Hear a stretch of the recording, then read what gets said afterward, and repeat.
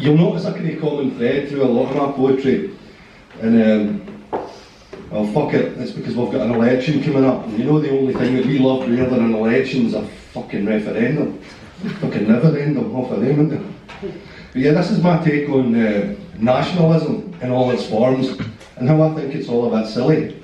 You see, I don't care if you want an independent Scotland, or you want to stay part of the UK, and if you want to leave the EU, or you want to remain part of it, that's up to you. I do not give a fuck. Right? Because both sides of both arguments are just different cheeks on the same arse. This is called Before You Fly Your Flag. Before you fly your flag, defend all forces from afar. Before you fly your flag, feel free to focus on who you are. Before you fly your flag, first fully find out what it means. And before you fly your flag, make sure your hands are clean. Thank you.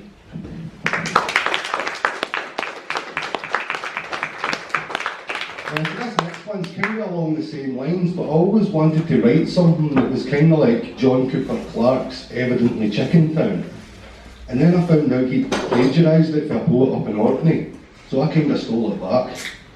It's called Fuck Your Fake News.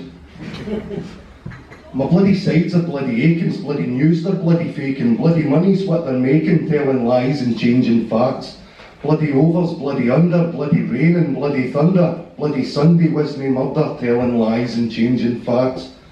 And bloody cancer's bloody awesome, bloody healthcare, bloody nonsense, bloody war without a conscience, telling lies and changing facts. Thanks. The last poem for this wee section, I'll come back up later and do a bit more kind of seriously stupid stuff. You know, it's great being childish, it's fine to be childish at times, because I mean, I'm a 40-year-old man and I still don't have a clue what I want to do when I grow up. But yeah, this poem's about different things in your life that you invest a lot of time and energy in, and it's different things for different people. But it's about being able to take a step back and question the validity of these things and see if they stand up to a wee bit of scrutiny. So it's called 7 Fucks, or Is It Really Worth It? And politicians full of shit, and they're just like addicts taking a hit while spouting piss for you to sit through. So are they really worth it? And all these cunts that ken fuck all, getting paid a fortune to kick a ball, charging more and more for games and all. So are they really worth it? And that Jeremy Kyle, he's a useless wank. When he's using you to fill his bank with cash, he doesn't even thank you. So is he really worth it?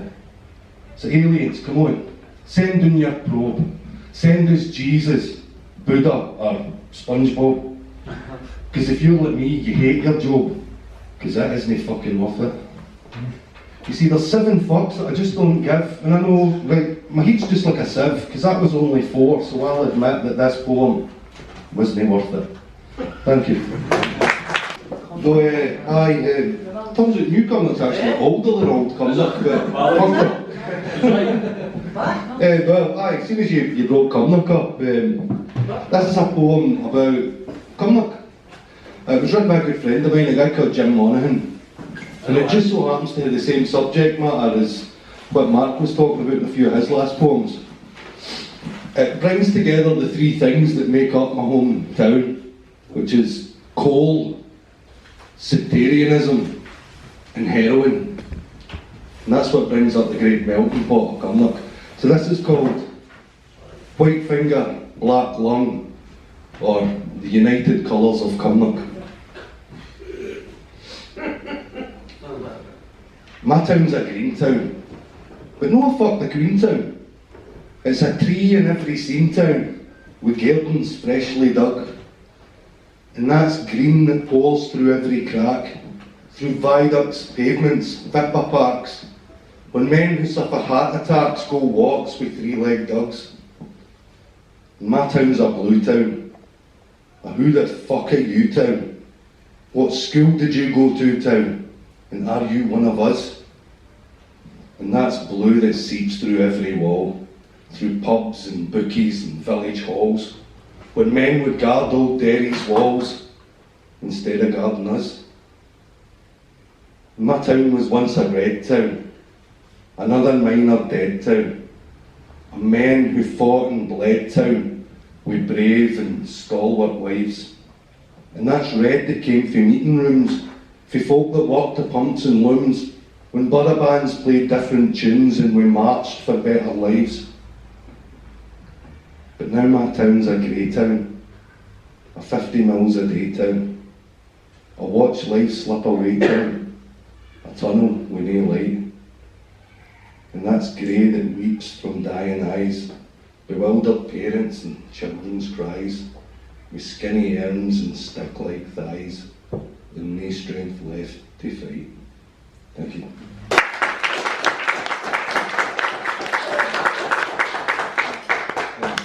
Yeah, for anybody that might not know, because I'm just a random crabbit bastard that's been up here swearing at yous a couple of times tonight. I used to be a professional wrestler for years, and I'm also a published author. I write about different conspiracy theories and all that, so I wanted to write something that brought my love of conspiracy theories and my love of pro wrestling together, and I kind of tried to make it a comparison from one to the other. It didn't quite work, but I'll give you the results anyway. It's called Beyond the Mat, the Earth is Flat. We're born into competition, with a feeling that something's missing. We're bred in a corn addiction with synthetic composition. On the brink of a civil war or the forming of one religion. I wonder what came first, dinosaurs or Darwinism? Zionism? Pledging allegiance in school, writing curses in cursive and casting spells, stung by the spelling bee. And they'll say, congratulations, you graduated from slavery to paid slavery. You finally made it. Here, take this gown and cap and wave it like a celebration of going to school just to get a fucking job to pay for it. Like a nation that sells its minerals in exchange for improper payment. The way your birth certificates are copyrighted and traded. Consider this my affidavit. It's the 1%ers here to rule you. Prescription drug thug, cocaine mule you. A nice wee job sure would suit you, but you work for paper, and they fooled you. Any revolution, they remove you fast. With a click, clack, quick blast and a flash goes the kickback of the impact that push your shit back. As long as my head's intact, I'll be as political as I want, because I get taxed.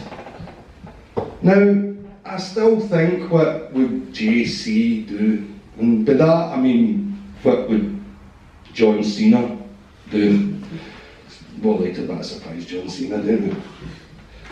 Because if Steve Austin was America and The Rock was Afghanistan, then Russia and China would be Triple H and the Illuminati would be Vince McMahon. And when the haters of The Undertaker, the crowd doesn't stand a chance when international bankers are running through the stands. And what the hell's in advance? I don't fucking understand. I'm a walking, talking human conundrum like a rabbi eating ham, still looking for the promised land, with false stories of Julius Caesar holding Cleopatra's hand. So what? Did I offend you? But what the fuck do you think goes on in the schools you send your kids to? Thank you. The last poem for tonight, talking about conspiracy theories, and well, I've written a few books about different conspiracy theories. The favourite conspiracy theory that I've ever written about is a thing called Project Bluebeam. And I'm not going to get into it just now, right? If you haven't heard about it, go ahead and Google it or do whatever you want, read into Project Bluebeam and you'll see what I'm talking about here. But yeah, this is my last poem for the evening, Project Bluebeam.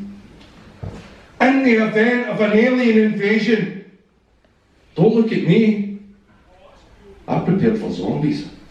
Thank you.